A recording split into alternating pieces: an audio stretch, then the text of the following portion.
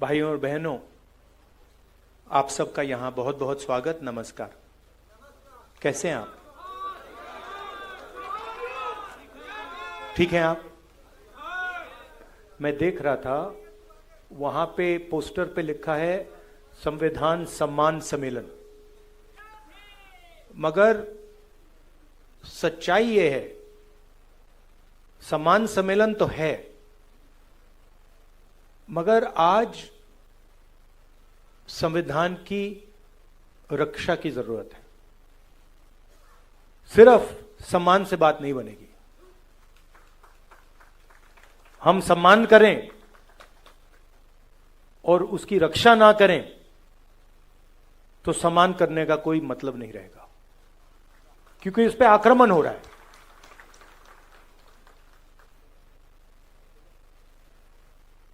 जबरदस्त आक्रमण हो रहा है, चारों तरफ से आक्रमण हो रहा है। सिर्फ एक व्यक्ति, मोदी जी, अमित शाह जी, सिर्फ एक दो व्यक्ति आक्रमण नहीं कर रहे हैं। अलग अलग फोर्सेस, अलग अलग शक्तियां इस पर आक्रमण कर रही हैं। कोई आगे से, कोई पीछे से, कोई साइड से, कोई ऊपर से, और इनका लक्ष्य है कि संविधान किसी ना किसी तरीके से या खत्म हो जाए या फिर खोखला बना दिया जाए।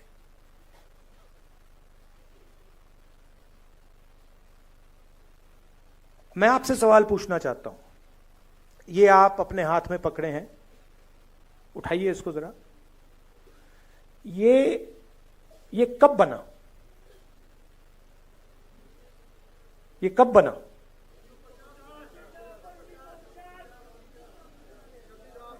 $1950? हाँ,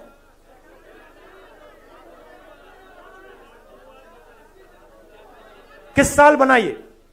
एक व्यक्ति बोलिए, एक व्यक्ति बोलिए, आप बोलिए। 1949। कोई कह रहा है 1950, कोई कह रहा है 1949, कोई कह रहा है 1947। ठीक है, तो मैं आपसे अब दूसरा सवाल पूछता हूं। अगर बिरसा मुंडा जी नहीं होते तो ये बनता? अगर नारायण गुरु जी नहीं होते तो ये बनता? अगर बसवन्ना जी नहीं होते तो ये बनता?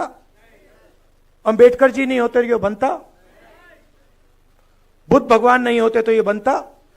गुरु नानक नहीं होते तो ये बनता? तो ये कितना पुराना है?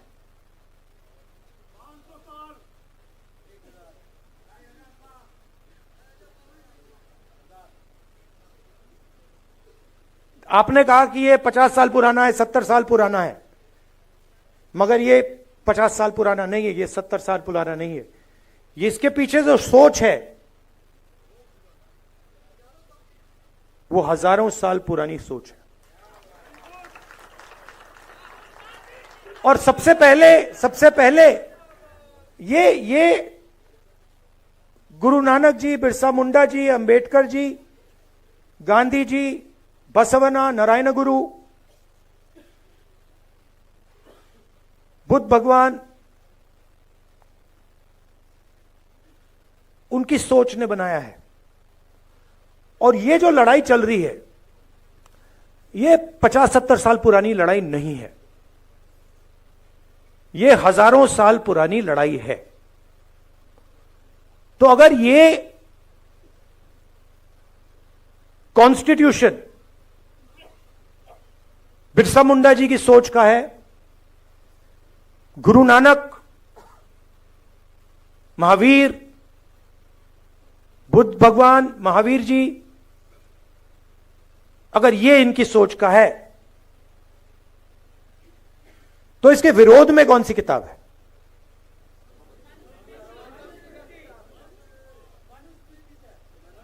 मनुस्मृति। ये जो लड़ाई चल रही है, और आपको ये गहराई से समझना होगा, यह लड़ाई कॉन्स्टिट्यूशन और मनुस्मृति के बीच में लड़ाई चल रही है। और यह नई लड़ाई नहीं है, यह हजारों सालों से लड़ाई चल रही है। अंबेडकर जी ने कहा, एजुकेट, ऑर्गेनाइज, एजिटेट। कहा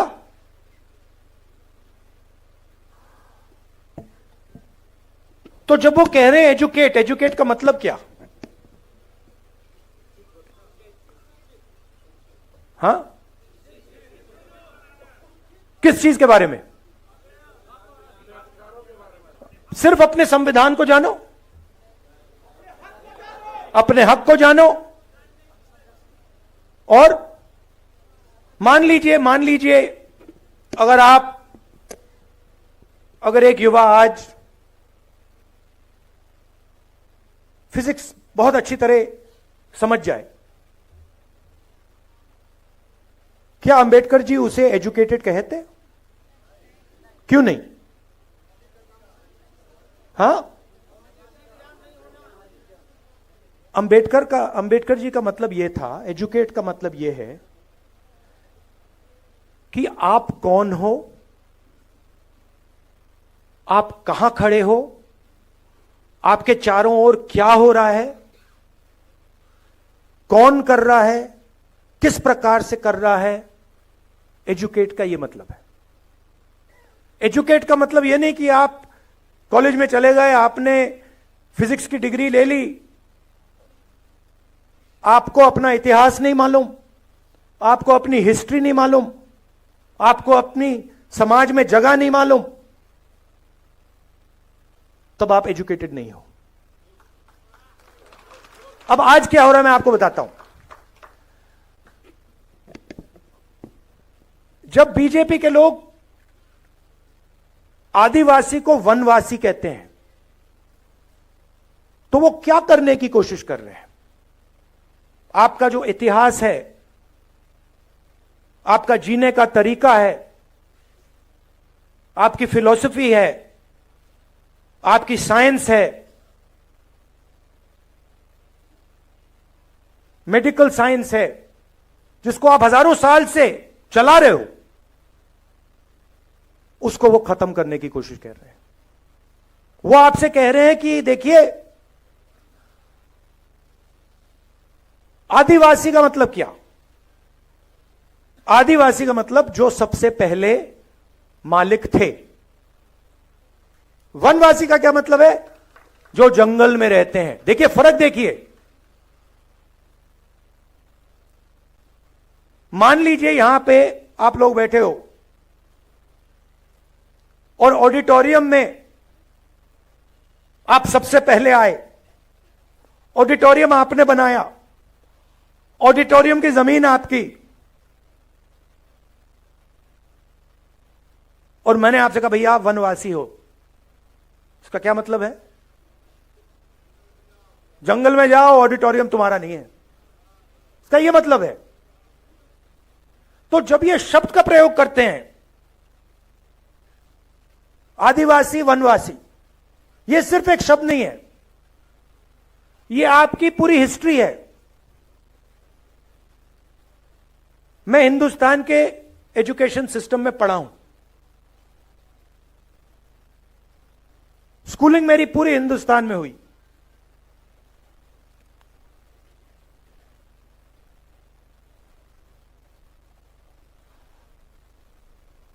पूरा का पूरा जोड़ दीजिए तो आदिवासियों के बारे में आधा चैप्टर मिलेगा। 10-15 लाइन मिलेंगी कि हां हिंदुस्तान में आदिवासी भी हैं, मगर इनकी हिस्ट्री क्या है, इनके जीने का तरीका क्या है, इनके सोचने का तरीका क्या है, इनकी साइंस क्या है, इनकी पॉलिटिक्स क्या है, उसके बारे में कुछ नहीं। मैं हिंदुस्तान के सिस्टम में, स्कूलिंग मेरी यहां हुई, दलितों के बारे में एक लाइन, हां भाई अनटचेबिलिटी होती थी, मगर उनका दर्द, उन पर जो अत्याचार हुए, उनका जो अपमान हुआ, उनका जो इमेजिनेशन था, उनकी जो सोच थी, उनकी जो साइंस थी, उनकी जो फिलॉसफी थी, उसके बारे में कितना था? एक लाइन। आपने ओबीसी शब्द प्रयोग किया, अदर बैकवर्ड कास्ट, क्या ये आपका नाम है? ओबीसी अदर बैकवर्ड कास्ट मतलब हां, वो दूसरे पिछड़े लोग। किसने कहा कि आप पिछड़े हो? किस बेसिस पे कहा? आप इस देश को चलाते हो, आपका खून पसीना से यह देश चलता है, आपका जो हक है वो आपको मिलता नहीं है। आपकी हिस्ट्री कहां है? जिन लोगों ने इस देश को बनाया, जो किसान, मजदूर,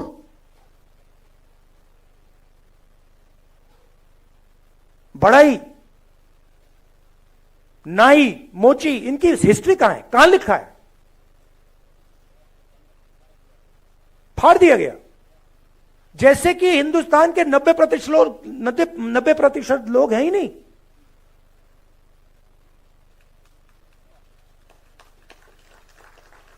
मतलब आप छुपे हुए हो।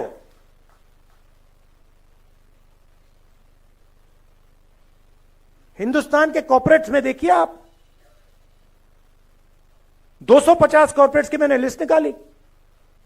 कहां मैं देखता हूं भाई 90% आबादी में से यहां कितने हैं? 250 सबसे बड़ी कॉर्पोरेट्स में, मालिकों में, सीईओज में, सीनियर मैनेजमेंट में आपको एक ओबीसी नहीं मिलेगा, एक दलित नहीं मिलेगा, एक आदिवासी नहीं मिलेगा। करेक्ट? मैं यहां झूठ बोलने थोड़ी आया हूं। हलवा बांट रहे हैं वही, हलवा खा रहे हैं वही। अब उसमें एक और बात है, उसमें बेचारे गरीब जनरल कास्ट के भी लोग हैं, 5-7%, उनको भी हलवा नहीं मिल रहा। आप ब्यूरोक्रेसी में देखिए। बहुत अच्छा लगा आपने 90 में से 3 की बात की। 90 में से 3 ओबीसी, 3 दलित, 1 आदिवासी। दलित की आबादी 15%, आदिवासियों की आबादी 8%, ओबीसी की आबादी कोई जानता नहीं है, कोई नहीं जानता। हम कह सकते हैं कि तकरीबन 50%।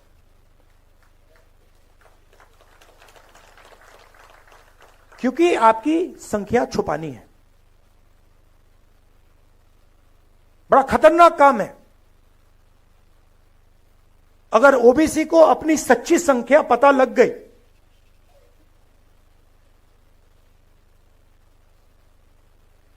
नब्बे में से 3, 50% आबादी, 90 में से 3। और अगर हिंदुस्तान की सरकार में 100 रुपए खर्च होते हैं तो 50% को 100 में से 100 रुपए में से 5 रुपए का निर्णय लेने का मौका मिलता है। 3 अफसरों को पीछे बैठा रखा है।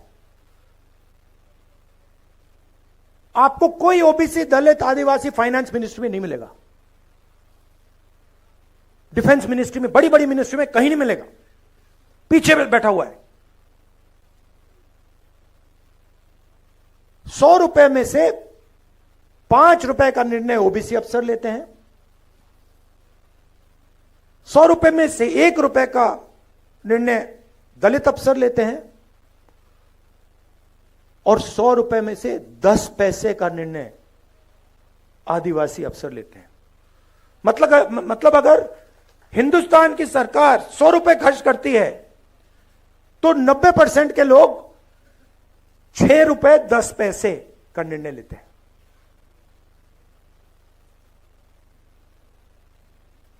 बॉलीवुड की बात करिए, बॉलीवुड में आपको दलित, आदिवासी, ओबीसी नहीं दिखेगा। नाच गाना चल रहा है, गाने बज रहे हैं, डांस हो रहा है, मगर 90% का कोई वहां नाच नहीं रहा। सच्चाई है ये।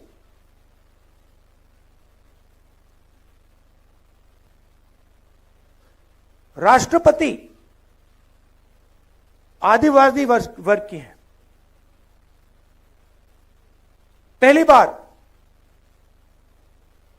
राष्ट्रपति जी को आदिवासी वर्ग से बनाया गया, मगर जब पार्लियामेंट का उद्घाटन होता है तो उन्हें कहा जाता है कि आप आदिवासी हैं, आप अंदर नहीं आ सकती हैं।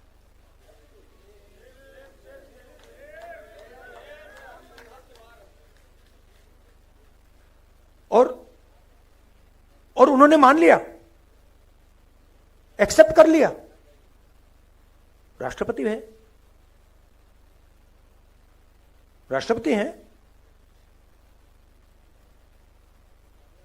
राम मंदिर, धूमधाम से राम मंदिर का उद्घाटन होता है, राष्ट्रपति जी से कहा जाता है आप आदिवासी हैं, आइए मत। अंबानी को बुलाया जाता है, अदानी को बुलाया जाता है, हिंदुस्तान के राष्ट्रपति जी से कहा जाता है आप नहीं आएंगे, आपकी जगह नहीं है। अगर यह संविधान पर आक्रमण नहीं है कि राष्ट्रपति जी पार्लियामेंट हाउस का उद्घाटन नहीं कर सकती, तो क्या है?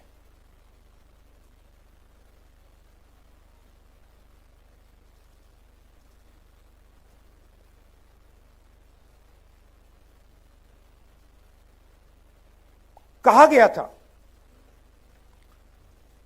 संविधान में कहा गया है कि एक व्यक्ति को एक वोट का हक मिलेगा, इसमें लिखा है। और हिंदुस्तान का हर व्यक्ति एक जैसा है, कोई बड़ा नहीं है, कोई छोटा नहीं है, सबको वही हक मिलना चाहिए, कहा गया है। आप हिंदुस्तान की कोई भी संस्था देख लीजिए जो कॉन्स्टिट्यूशन को चलाती है, इस कॉन्स्टिट्यूशन की रक्षा कौन सी संस्था करती है बताइए? मीडिया करती है इसका? मीडिया को करना चाहिए, करती है? नहीं। इलेक्शन कमीशन इसकी रक्षा करता है? नहीं करता है। जो CBI, ED, income tax department के लोग हैं वो इसकी रक्षा करते हैं? नहीं। ब्यूरोक्रेसी के लोग इसकी रक्षा करते हैं? नहीं। क्यों? क्योंकि ये सारी की सारी संस्थाओं को बीजेपी ने कंट्रोल कर दिया है। पूरा देश जानता है कि मीडिया में 90% का कोई नहीं है। पत्रकारों को देखिए, एडिटर्स को देखिए, मालिकों को देखिए, मुझे बता दीजिए कौन सा अखबार है हिंदुस्तान में जिसको दलित, आदिवासी, पिछड़े वर्ग के लोग चला रहे हैं? मुझे बता दीजिए, मान जाऊं मैं, एक नहीं है। तो आपकी आवाज कहां है? कैसे निकल सकती है आपकी आवाज? आपकी आवाज आपके दिल में है, मगर हिंदुस्तान की संस्थाओं में नहीं है। Election commission, ministry, media, judiciary, कहां है आपकी आवाज? और फिर नरेंद्र मोदी जी कहते हैं मैं पिछड़ों का सम्मान करूंगा, दलितों का सम्मान करूंगा, आदिवासियों का सम्मान करूंगा, और फिर आपके हाथ से आपकी शक्ति छीन लेते हैं।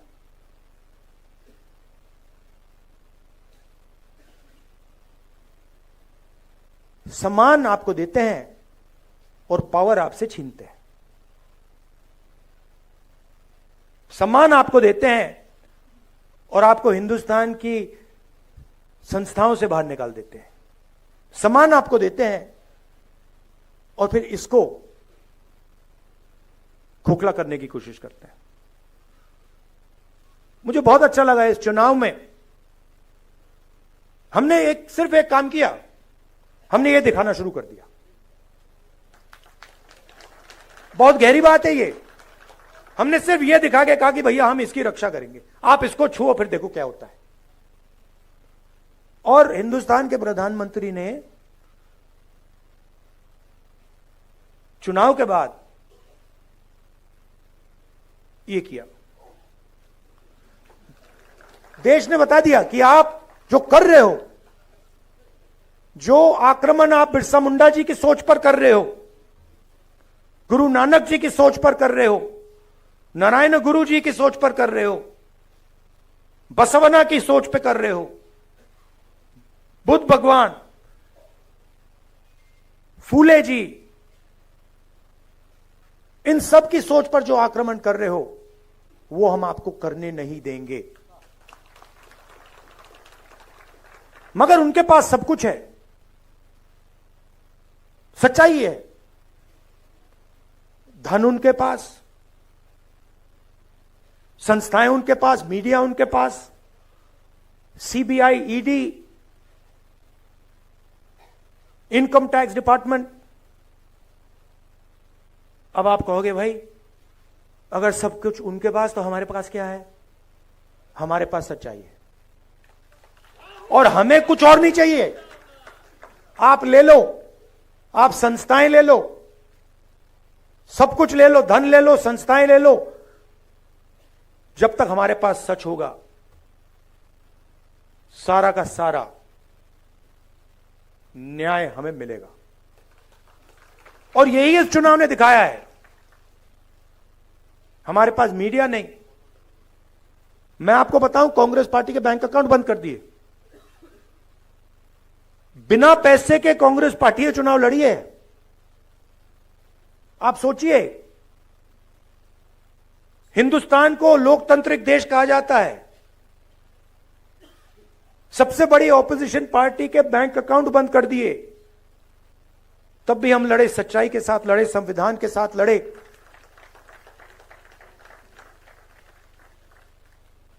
और आजकल मोदी जी मुस्कुराते नहीं है। बंद हो गया, परमानेंटली बंद हो गया, भूल गए।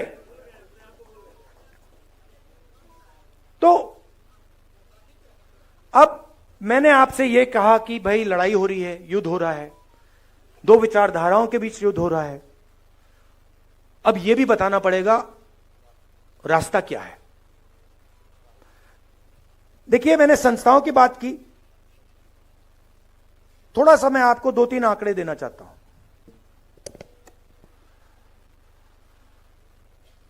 जीएसटी इस देश में कौन देता है? कौन देता है? 90% देता है। दलित, आदिवासी, पिछड़े वर्ग के लोग, गरीब, जनरल कास्ट के लोग देते हैं। यह आपने शर्ट कितने की खरीदी? ये आपने, हां आपने, ये कितने की खरीदी? 1,500 रुपए की। इस पे आपने जीएसटी कितनी दी? 18%। अगर यही अच्छा, अगर यही शर्ट अदानी या अंबानी खरीदें तो जितना टैक्स आपने दिया उतना टैक्स वो देते हैं। जीएसटी गरीब जनता से लिया जाता है, पिछड़ों से लिया जाता है, दलितों से लिया जाता है, आदिवासियों से लिया जाता है। अगर 100 रुपए आज हिंदुस्तान में, अगर 100 रुपए टैक्स में लिए जाते हैं, 40 रुपए आम आदमी की जेब से निकलते हैं, 26 रुपए हिंदुस्तान की सबसे बड़ी कंपनियों से आते हैं।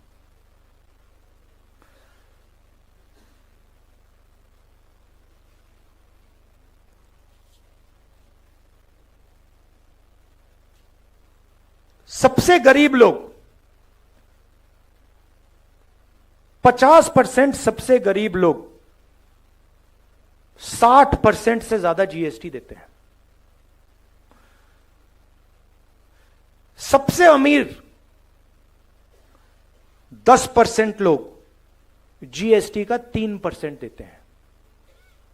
सबसे अमीर लोग 3% और सबसे गरीब लोग 2/3। सबसे अमीर 1% के पास हिंदुस्तान का 40% धन है। ये जो आपको दिखते हैं 25-30 अरबपति, इनके पास हिंदुस्तान का 40% धन है। और जो सबसे गरीब 50% लोग हैं, इनके पास 3% हिंदुस्तान का धन है। सबसे गरीब 50% के पास 3% धन और 1% के पास 40% धन। और अगर आप सबसे गरीब 50% को की आमदनी जोड़ दें तो उनकी पूरी आमदनी आप मिलाएंगे तो 13% बनती है। तो ये सिर्फ कॉन्स्टिट्यूशन पर आक्रमण नहीं हो रहा है,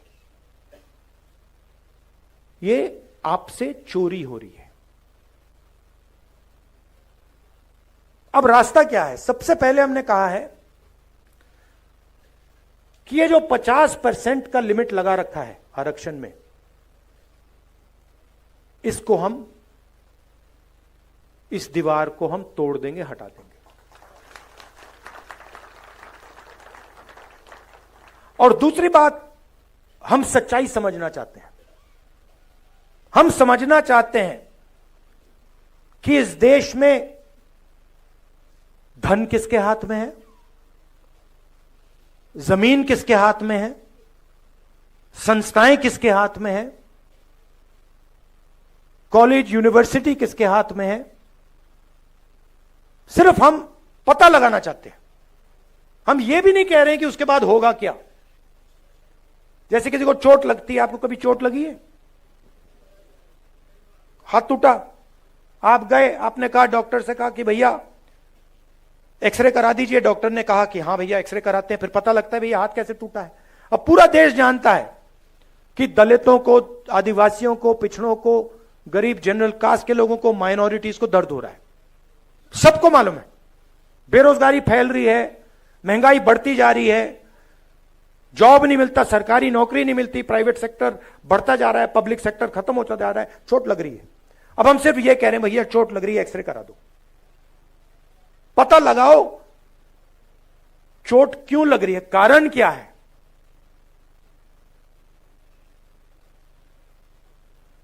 सामाजिक एक्सरे का माध्यम जाति जनगणना है।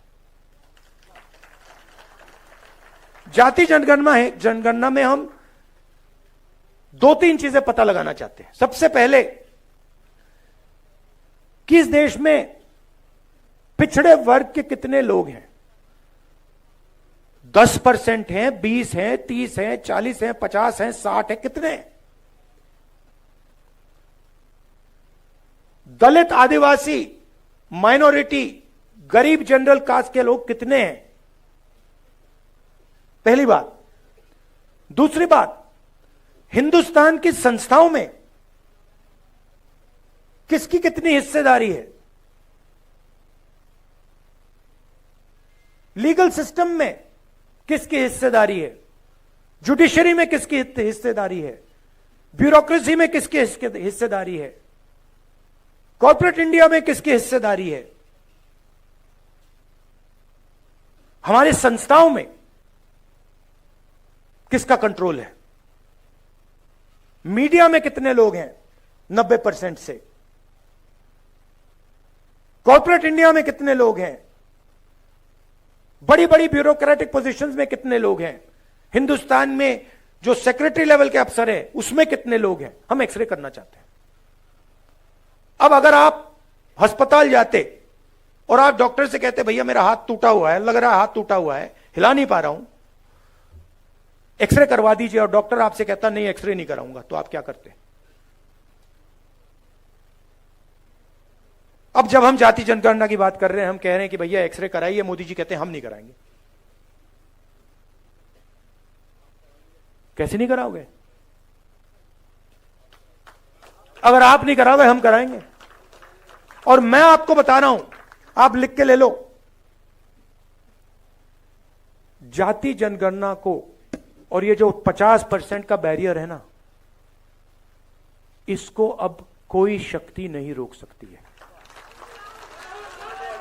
जो करना है कर लो, जो करना है कर लो, आज नहीं तो कल। जो करना है कर लो, आज नहीं तो कल। जाति जनगणना, इंस्टीट्यूशनल सर्वे, 50% की जो दीवार है, ये कार्रवाई होगी ही होगी। मैं बता रहा हूं, मैं 20 साल के बाद राजनीति को समझता हूं। जो ये 90% को छुपाया जा रहा है, मिटाया जा रहा है, इनकी हिस्ट्री को खत्म किया जा रहा है, 90% में बहुत शक्ति है। आपके पास मीडिया नहीं है, मीडिया नहीं है आपके पास जुडिशरी नहीं है, आपके पास ब्यूरोक्रेसी नहीं है, मगर सच्चाई आपके साथ है। और यह काम मिलकर होगा, यह बंटने से काम नहीं होने वाला है। एक आवाज से मिलकर यह काम करना पड़ेगा, और यह काम मैं आपके साथ करने वाला हूं। यह मैं आपसे कहना था, मैं आपसे यह कहना चाहता था, सबसे जरूरी चीज, चाहे जाति जनगणना हो, चाहे 50% का बैरियर हो, सबसे जरूरी चीज इसको बचाने का है। अगर यह हाथ से निकल गया, अगर यह खोखला हो गया, अगर यह खत्म हो गया, तो फिर कुछ नहीं रहा। तो सबको सबसे पहले इसकी रक्षा करनी है।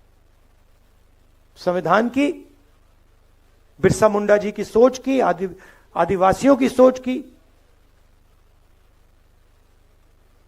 अंबेडकर जी की सोच की, गांधी जी की सोच की, गुरु नानक, जो नाम आपको मैंने बताए। और यह मत सोचिए कि यह लड़ाई 70 साल पुरानी है। यह लड़ाई हजारों साल पुरानी है। यह लड़ाई चलती जाएगी और इसको हम जीतने जा रहे हैं। धन्यवाद।